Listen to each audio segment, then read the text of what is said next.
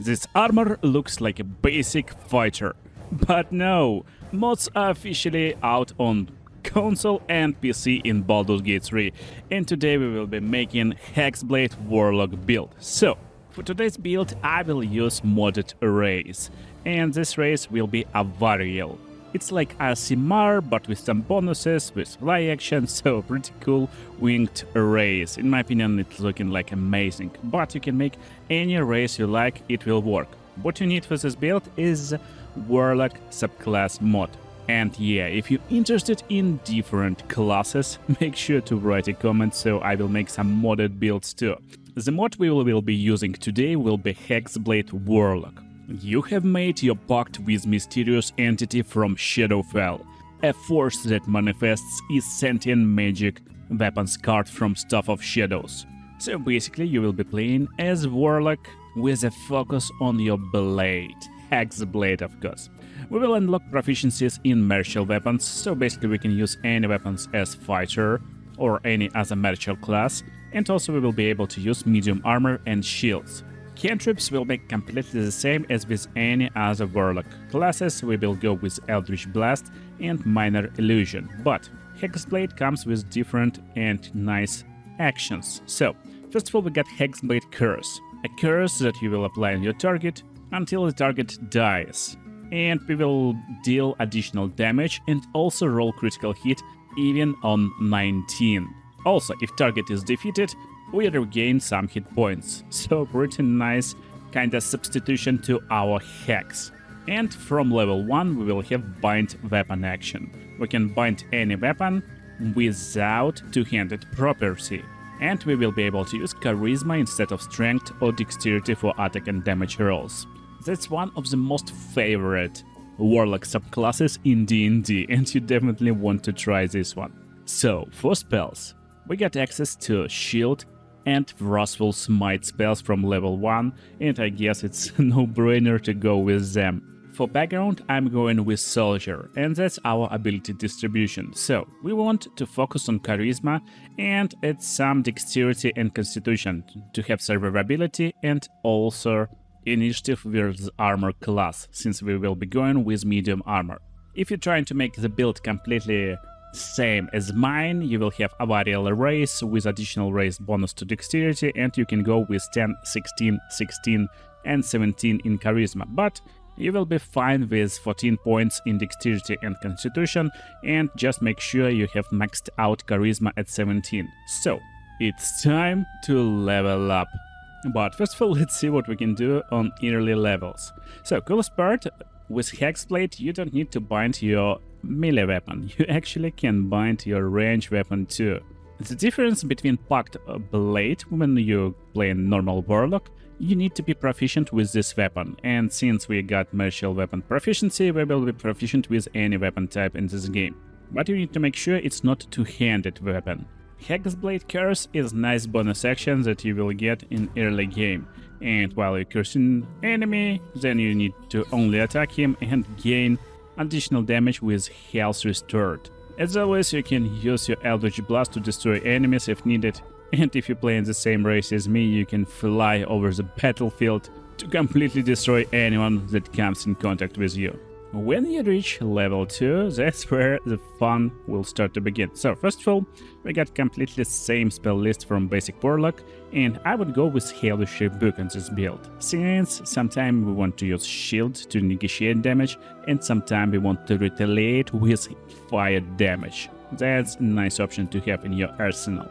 Now let's go to Eldritch Invocations, that's unlocked on level 2, and as you can see we got a bunch of new ones. Most of the time Warlock's going with Agonizing Blast that adds charisma modifier to damage dealt with Eldritch Blast, and that's like no-brainer pick. We definitely want to have this in our arsenal. But do we want Repelling Blast? Probably yes, but there's much funnier options too that is unlocked with our mods of course. So, Lance of Lethargy will give you ability to slow enemy movement speed, and that's a really nice addition to your pulling and pushing ability of Repelling Blast. And yeah, I'm telling you about pulling because there's Grasp of Hader. Sometimes you don't want to push enemies, you want to pull them towards you, and Grasp of Hader is a nice option to have. Also, there is Eldritch Spear. The range of your Eldritch Blast is more than doubled. That's very nice picks when you want to increase power of your Eldritch Blast, and depending on your party you can pick some of them, but definitely go with Agonizing Blast at level 2. Then you will reach level 3. And as always we can pick Pact. And should we go with Pact of the Blade? With new Pact weapon you can actually bind a range weapon on your Warlock Fighter Hexblade guy, and this means basically you can choose wherever you want to do from the distance. Do you want to Eldritch Blast your enemy? Do you want to use your bow? Or do you want to use your melee weapons that can be binded by normal bind Pact weapon? All your weapons will use Charisma as damage rolls, as attack rolls, and that's really nice and universal character. Now let's talk about our spells, of course. There's a bunch of new and nice picks here, and while Branding Smite can sound really interesting, actually for this type of fighter I would go with Mirror Image or Blur. Mirror Image is the most stable version of the spell because you will just increase your armor class by 3 for 3 attacks on you, and Blur will impose disadvantage on attack rolls. So both of these options is really viable, but since Blur will keep you in concentration mode, I would definitely go with Mirror Image for now. Then we get in level 4. Unlocking new cantrip, it will be Bone Chill. Some of the enemies that can heal themselves is really vulnerable to this stuff, you definitely want to have this in your party. And one more spell. If you're not playing a race that can fly, I definitely would go actually with Misty Step option. It's nice to have ability to travel through the battlefield. But in other cases you can go with Blur at this level. Also now we're getting access to Feat. And first feat will go into ability improvement +2 into charisma. If you play this as your main character, you definitely should do it. Don't hesitate and get +1 bonus from own title in Act 1. So you will have 20 charisma right now. At level 5 that's where Act 1 will end. And by Act 1 I'm meaning everything before Underdark and Mountain Pass area. So we will have Deepened Pact right now, and we will be able to do 2 attacks with our Pact weapons instead of 1, and we're getting access to level 3 spells. And now you need to decide what type of Warlock you are. So, if you're going as melee fighter most of the time and standing in close combat versus enemies, I would go with Counter Spell, since you will have this radius upon the battlefield and can counterspell any spells from enemies, but you actually want to have Elemental Weapon instead, since concentration won't be a problem for you. Also there's a lot more Eldritch Invocations at level 5, and instead of making our Eldritch Blast stronger right now, we want to have one of the new ones. So, Improved Pact Weapon is very nice stuff. Your Pact Weapon Summon now receives a +1 magical enchantment bonus, unless it's already had magical enchantment bonus. You can also conjure a shortbow, longbow, or light crossbow as your Pact Weapon. That's a nice and really cool stuff to enchant our weapons. But there's another really cool stuff, Eldritch Smite. Once per turn, when you hit a creature, you can expand spell slot to deal extra 1d8 force damage, plus another 1d8 per level of spell slot. And you knock the target prone if it's huge or smaller. So basically for any target that is not like a gigantic target, you can push them prone. And that's what we will be going today with our Hexblade. But there's also Cloak of Flies. Very nice spell. You will have advantage on intimidation checks, disadvantage on all other charisma checks, and any hostile creature who enters this aura takes poison damage equal to your charisma modifier. But that's for another build. Make sure to write in the comments, do you want to build with Cloak of Flies? There's another really cool and fun spell, Tomb of Levistus. When you take damage you can entomb yourself in ice, which melts away. At the end of your next turn you gain 10 hit points per level of Warlock, so we'll get a lot of hit points. But we will be vulnerable to fire damage until the next turn. So it's pretty nice stuff if you're using this character as your tanky character, but we don't need it. We're going with Eldritch Smite for today's build. And let's see this bad boy in action. So here how our character will work right now in Act 1. You want to start your day with binding your main hand weapon with Bind Pact Weapon, of course, and Bind Weapon action will be used on your bow. Bind ranged weapon basically. Now our basic bow and our weapon will be using extra damage from our Charisma modifier. Hexblade Curse will scale with our proficiency and do more damage. And nice part, it recharges on short rest. So basically, as Warlock, you want to use your spell slots in a fight, then short rest, and you will recharge everything.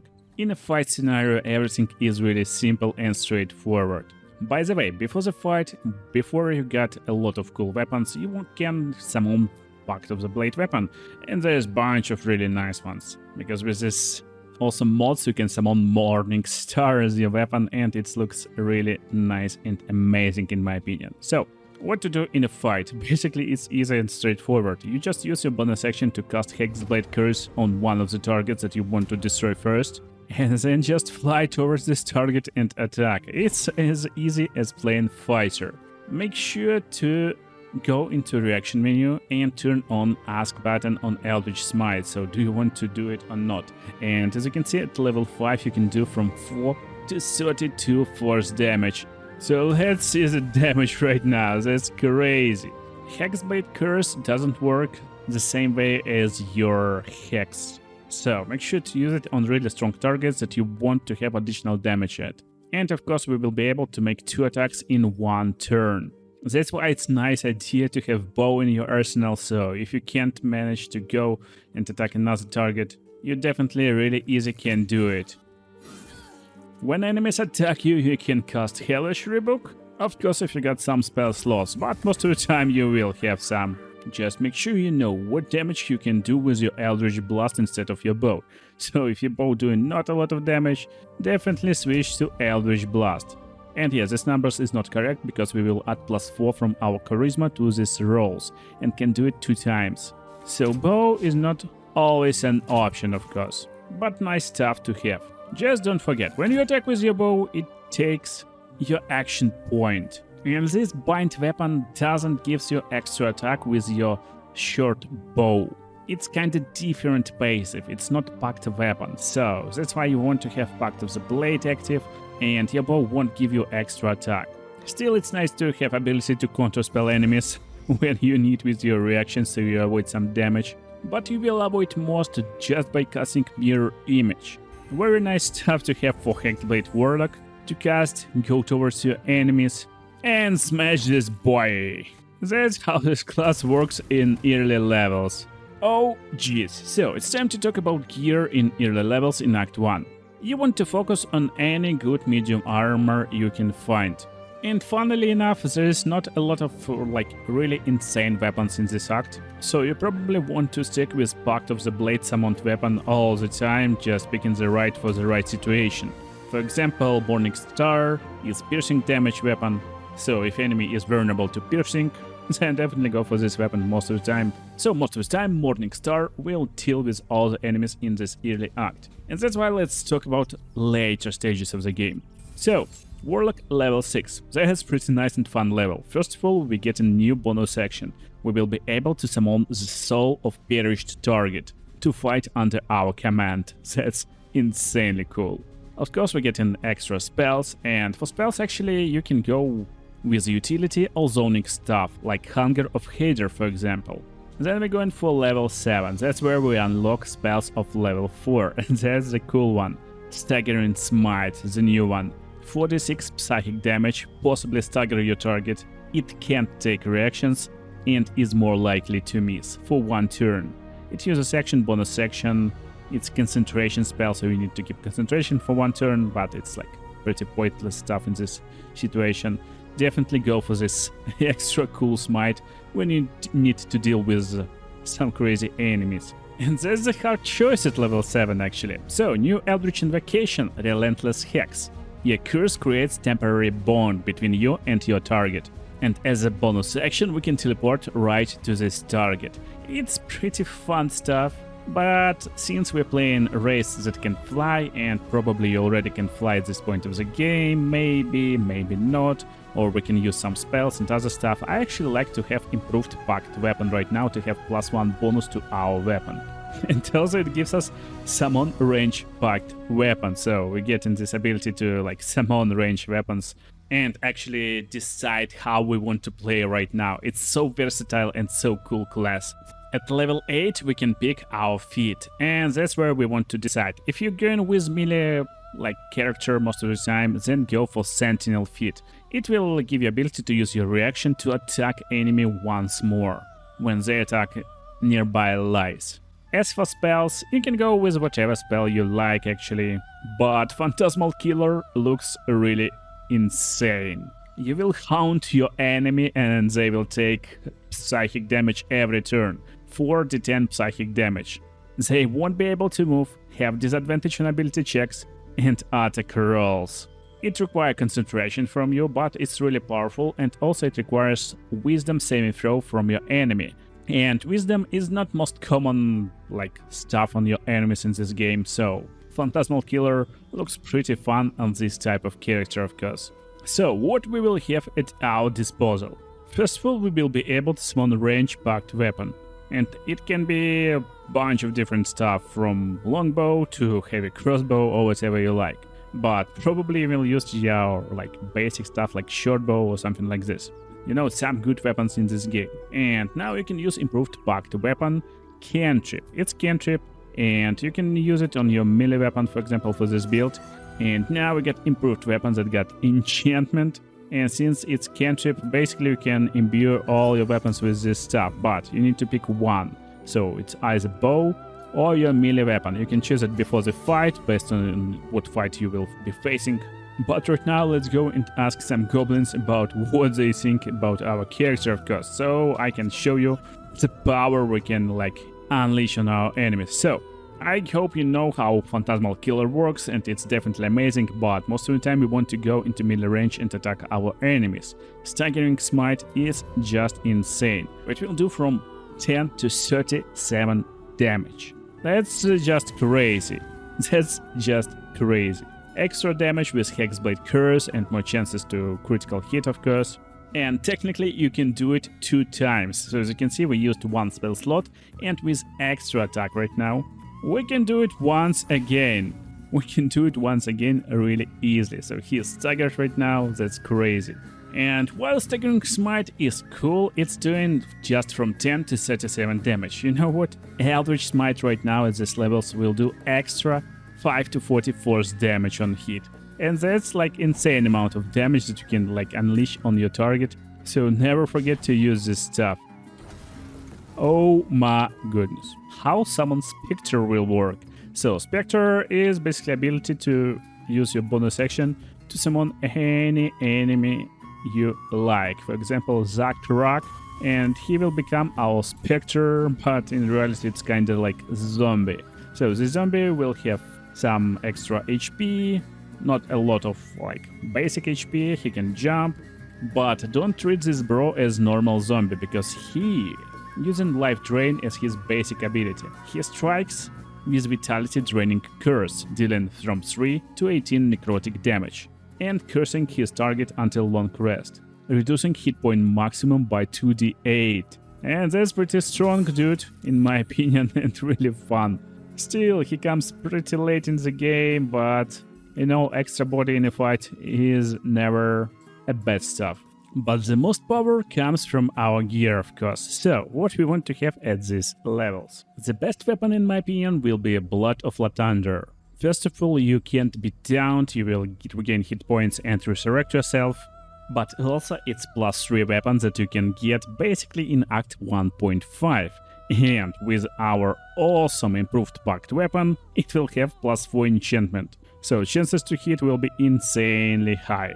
Then for armor in Act 2, go with UNT scale mail that you can buy from Daemon. You will add your full dexterity modifier to your armor class, won't have disadvantage on stealth checks and ability checks, and gain bonus to initiative rolls. Being able to act first in the combat is really nice stuff, especially since we can basically delete our targets. Never forget to use shield for this build, because Sentinel shield is insane. You will gain +3 bonus to initiative rolls and advantage on perception ability checks. So this bonus to initiative basically making sure that we will always act first in the combat. And while other stuff is not really important here, Crusher Ring is a nice stuff to have more movement speed, and Haste Helm for now to have momentum at the start of the combat. Again, to just go and delete our enemies. With something like Cloak of Protection, can have 21 AC flat right now at this point of the game, and with some protective boots you can have 22.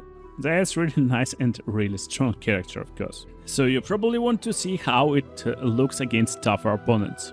Elemental Weapon is a great spell that will add extra 1 bonus to your attack rolls and extra damage on hit, but we're looking for this extra bonus 1 enchantment, so we can basically have +5 weapon really early in the game. And that's how it will look like. Basically, let's unleash our power on our enemy, and it looks like we will deal around 14 damage, but in reality we can use Eldritch Smite for even more damage. Again, don't react on the first hit, because the second can be critical strike. Now it's critical miss. And yeah, before starting to fight, better cast Hexblade's Curse on your enemy, not only for extra damage, but also for chance to actually do this critical strike. We will have more chances to roll critical hit, and that's the critical hit. So just look at this damage, oh my goodness. While having Mirror Image gives us the ability basically to evade most of the stuff and counterspell most of the spells we face. That's really nice, but also at the same time, in my opinion, it's pretty balanced class, so it's not breaking the game, it's just really like fun and cool, and you definitely want to try this out yourself. So, damage is pretty fun and nice, we are pretty tanky, and definitely a nice addition to our party. How we continue the road? At level 9, we're getting access to level 5 spells, and that's the spells we're looking for. The spell actually, Banishing Smite. So now we can banish our target and also deal 5d10 force damage. You need to make sure the target have less than 50 hit points, and only then you can banish this target, but still it's pretty fun stuff for extra 5d10 force damage. For Eldritch Invocations right now, we can go with Cloak of Flies finally. Again, this build doesn't actually need this evocation, and we can go with other stuff that will give you more powerful Eldritch Blast. Sometimes it's really nice stuff, but Cloak of Flies is really cool stuff for extra damage when you are in a close combat. Level 10, we get an Armor of Hexes. Your hex grows more powerful. If the target of your curse hits, you can use reaction to roll and cause attack to miss you. So basically you're being more powerful against your cursed enemies. And that's the idea of HEXBLADE Warlock. You basically go and hunt your enemies, you focus them down. It's basically the hunter of strongest enemies in Baldurs Gate. We get an extra cantrip at level 10 and more spells. You can go with whatever spell you like actually. I would say it doesn't matter too much at this point of the game. We still will be using bunch of options we have already, but something like Cone of Cold is a nice idea, because sometimes you just need a little bit of cold damage and it's doing pretty nice chunk of damage to your enemies.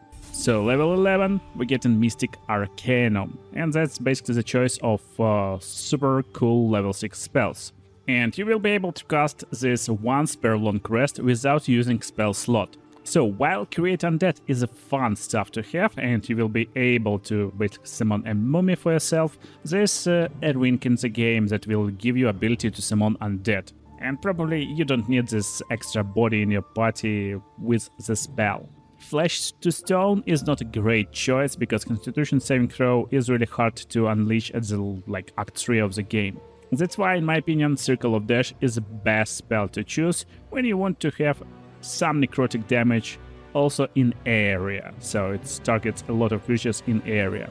Again, spells, pick whatever you like, just don't focus too much on concentration spells in my opinion, but still something like Hold Monster can be used. And last but not least, level 12, that's where we're getting Master Hexblade Curse. And while it looks like completely the same action we got before, it's actually a little bit different, and it breaks the game completely. It not breaks the game, but it makes you insanely powerful character.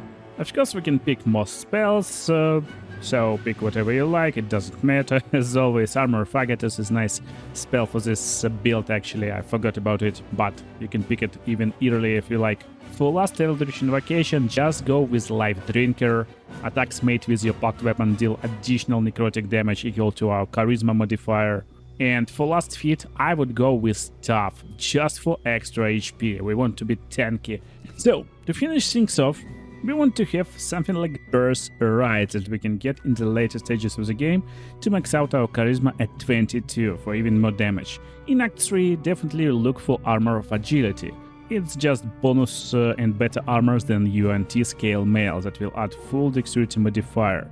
And right now we're basically using Cloak of Lice that will recharge on short rest, and it lasts basically like forever.